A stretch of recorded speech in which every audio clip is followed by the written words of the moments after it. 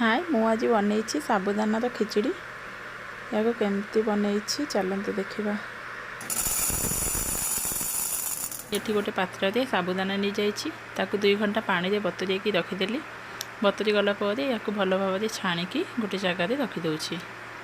गोटे कड़ई नवा gas on करके किसी कड़ई गरम हो गले तेल दबा। तेल में किसी चिना बादाम लेकिन भल भाव भाजी नवा।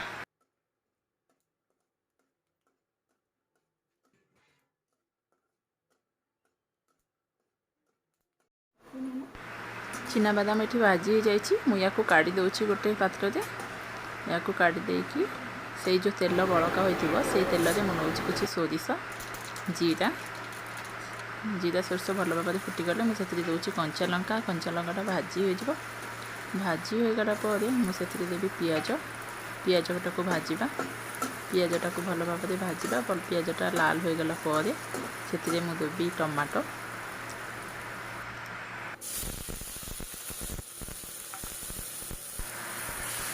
टमाटो को भाजवा टमाटोटा भाजी टिके हल्का भाजी ये भाजी हो गलापर मुझे दूसरी आलू छोट छोट एमती काटिकी आलूटा को पियाज और टमाटो भल भाव मिसईदबा।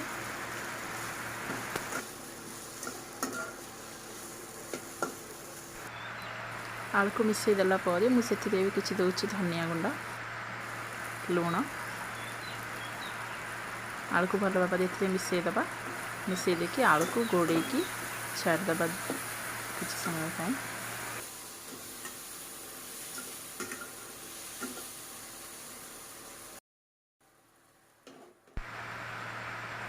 इठी आमर आलू सीझी जाइए मुझे बतुरे रखी साबुदाना को पकईदेवी पकईकी भल भाव मिसईदबा।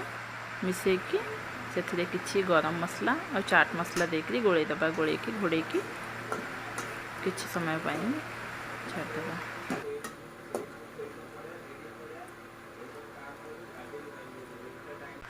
से भजा चिना बादाम जो भाजिकी रखी थे से गुड़ाक पकईदबा मिसईदबा। आमर तापर रेडी हो गला साबुदाना खिचड़ी। जदि आपण मानक वीडियोटी भल लगे प्लीज़ लाइक शेयर सब्सक्राइब करदेवे। Thank you.